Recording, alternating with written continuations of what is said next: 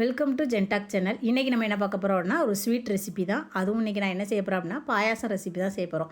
இந்த பாயாசம் வந்து readymade mixie தான் நான் யூஸ் பண்ண போகிறேன். நீங்கள் வந்து ரெகுலராக நீங்கள் எப்போவும் யூஸ் பண்ணுற மாதிரி பாயாசம் செஞ்சாலும் சரி தான். அப்படி செய்கிறதுக்கு வந்து உங்களுக்கு டைம் இல்லை அப்படின்னா இன்ஸ்டண்ட்டாக இந்த பாயாசம் மிக்ஸி இருக்குது. இந்த மாதிரி நம்ம வாங்கினாலும் நமக்கு அதுவும் யூஸ்ஃபுல்லாக இருக்கும். இன்ஸ்டன்ட் பாயாசம் மிக்ஸ் வந்து ஒரு 10லேருந்து 15 நிமிஷத்துலேயே நம்ம செஞ்சு முடிச்சலாம். நான் காய்ச்சி ஆற வச்சுருந்த பால் இருந்துச்சு. அது கூடவே நான் என்ன சேர்த்துக்கிட்டேன் அப்படின்னா ரெடிமேட் மிக்ஸை நான் என்ன செஞ்சுட்டேன் அப்படின்னா சேர்த்துட்டேன். இது சேர்த்ததுக்கப்புறம் நம்ம எதுவுமே எக்ஸ்ட்ரா சேர்க்க வேண்டாம். இந்த பாயாசம் நல்லா மிக்ஸ் ஆகட்டும். அப்படி இல்லை நீங்கள் ரெகுலராக வைக்கிற மாதிரி வச்சாலும் பிரச்சனை இல்லை. பாயாசம் எப்படினாலும் நம்ம வந்து டேஸ்ட்டாக இருக்கும். எந்த ஃபெஸ்டிவல் டைமாக இருந்தாலும் சரி, ஒரு ஸ்வீட் சாப்பிடணும்னு நினச்சிங்கன்னா இந்த மாதிரி நீங்கள் ட்ரை பண்ணுங்கள். இது வந்து குலோப் ஜாமுன் மிக்ஸ். இது வந்து நம்ம வந்து குலோப் ஜாம் செய்ய போகிறது இல்லை. இந்த குலோப் ஜாம் மிக்ஸை வந்து நம்ம வந்து எப்போவும் ஒரு சும்மா நம்ம ஈவினிங் டைமாக இருந்தாலும் சொல்லி ஃப்ரீயாக இருக்கிறப்ப நீங்கள் வந்து குலோப் மிக்ஸ் வச்சு ஒரு ஸ்நாக்ஸும் செஞ்சுக்கலாம். நான் என்ன செய்ய போகிறேன் அப்படின்னா இந்த குலோப் ஜாம் மிக்ஸில் பால் சேர்க்காமல் கொஞ்சமாக ஒரு 1/4 டம்ளர் தண்ணி சேர்த்து நம்ம சப்பாத்தி மாவு பிணையிற மாதிரியே ரொம்ப ஹார்டாக இல்லாமல் ஓரளவு சாஃப்டாக என்ன செஞ்சுக்கோங்க அப்படின்னா பிணைஞ்சிக்கோங்க. தண்ணி சேர்த்தாலும் சரி தான், பால் சேர்த்தாலும் சரி தான், எதுனாலும் உங்கள் விருப்பம். நான் வந்து இன்றைக்கி வந்து தண்ணி சேர்த்துருக்கேன். சேர்த்துட்டு நல்லா பால் மாதிரி நல்லா என்ன செஞ்சுக்கலாம் அப்படின்னா குட்டி குட்டியாக உருட்டி எடுத்துக்கோங்க. மாவு பிணையிறப்ப கொஞ்சமாக நெய் சேர்த்துக்கோங்க, அப்படி இல்லைனா எண்ணெய் சேர்த்துக்கோங்க. மாவு வந்து நமக்கு வந்து ரொம்ப ஸ்டிக்கியாக இருக்காது, நல்லா சூப்பராக சாஃப்டாக இருக்கும். நெய் சேர்த்தோம் அப்படின்னா நல்லா பொரிச்சு எடுக்கிறப்ப நல்லா மணமாக இருக்கும். அதுக்காக நம்ம என்ன செஞ்சுக்கலாம் அப்படின்னா ஒரு டேபிள் ஸ்பூன் நெய் சேர்த்துக்கோங்க. இப்போ மாவு வந்து நல்லா ரொம்பவும் லூஸாக இருக்கக்கூடாது, ரொம்பவும் டைட்டாக இருக்கக்கூடாது, ஓரளவு சாஃப்டாக இருக்கணும். இந்த மாதிரி மாவு நல்லா பிணைஞ்சு எடுத்தாச்சு. இப்போ இதை சின்ன சின்ன பால்ஸாக நம்ம என்ன செஞ்சுக்கிடுவோம் அப்படின்னா உருட்டி எடுத்துக்கலாம். உங்களுக்கு எந்த அளவு உங்களுக்கு உருட்ட முடியுமோ. ரொம்ப பெருசாக இருந்துச்சு அப்படின்னா பொரிக்கிறப்ப ரொம்ப பெரிய சைஸாக மாறிடும்.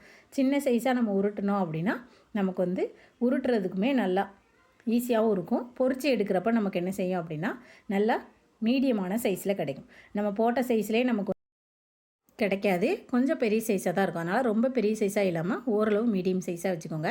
இப்போ எனக்கு வந்து பாயாசம் மிக்ஸில் வந்து பாயாசம் ரெடி பண்ணியாச்சு. அது ஒரு ஓரமாக இருக்கட்டும். உங்களுக்கு கெட்டியாக வைக்கணும்னா பால் நீங்கள் கூடுதலாக சேர்த்துக்கோங்க. நான் வந்து பாயாசம் வந்து கொஞ்சம் கெட்டியாக இருக்குது, தண்ணி வேணும்னா நம்ம கூடுதலாக சேர்த்துக்கலாம். பால் கூட நீங்கள் என்ன செஞ்சுக்கலாம் அப்படின்னா பாயாசத்துக்கு கொஞ்சம் அதிகமாக சேர்த்துட்டோம் அப்படின்னா பால் பாயாசம் வந்து நல்லா தண்ணியாக இருக்கும். நான் வந்து கொஞ்சம் கெட்டியாக தான் வச்சுருக்கேன், ரொம்ப அதிகமாக வச்சா வேஸ்ட் ஆகிடும் அப்படின்ட்டு. இப்போ இந்த பால்ஸ் எல்லாம் பொரிச்சு எடுத்தாச்சு. இப்போ குலோப் ஜாம் செய்கிறதா இருந்தால் இந்த மாதிரி வெடிப்பாக இருந்துச்சு அப்படின்னா நமக்கு வந்து அந்த குலோப் ஜாம் வந்து வெடிப்பாக தான் இருக்கும்.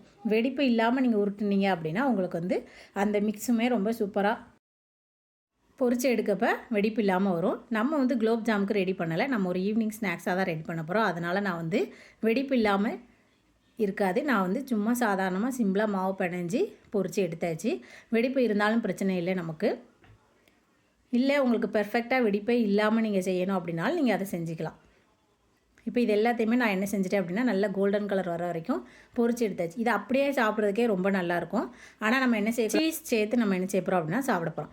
சீஸ் வந்து ரொம்ப ரொம்ப சூப்பராக இருக்கும். உங்கள்கிட்ட சீஸ் வந்து ரொம்ப க்யூபாக இருந்தாலும் சரி, இந்த மாதிரி கிரேட்டட் சீஸ் அதாவது திருகின சீஸ் இருக்கும், அந்த மாதிரி இருந்தாலும் சரி, இந்த மாதிரி சீஸ் நீங்கள் எடுத்துக்கிட்டீங்க அப்படின்னா அந்த பொரிச்ச ஃப்ரை கூட நம்ம இதை சேர்க்குறப்ப இந்த டேஸ்ட்டும் அதுவும் சேர்த்து உங்களுக்கு ஒரு சூப்பரான காம்பினேஷனில் இருக்கும்.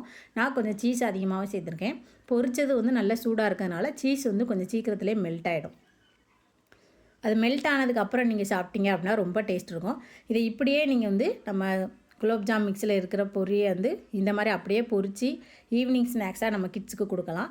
அப்படி இல்லைனா நம்ம ஏதாவது ஒரு ஃபங்க்ஷன் டயத்தில் ஸ்வீட் ரெடி பண்ணுறோம் அப்படின்னா பாயாசம், கேசரி அந்த மாதிரி ஏதாவது ரெடி பண்ணோன்னா அது கூடவும் நீங்கள் என்ன செஞ்சுக்கலாம் அப்படின்னா இதை மிக்ஸ் பண்ணி சாப்பிட்டோம் அப்படின்னா ரொம்ப டேஸ்ட் நல்லாயிருக்கும். இது வரைக்கும் நீங்கள் இந்த மாதிரி ட்ரை பண்ணவே இல்லை அப்படின்னா கண்டிப்பாக ஒரு வாட்டி ட்ரை பண்ணி பாருங்கள்.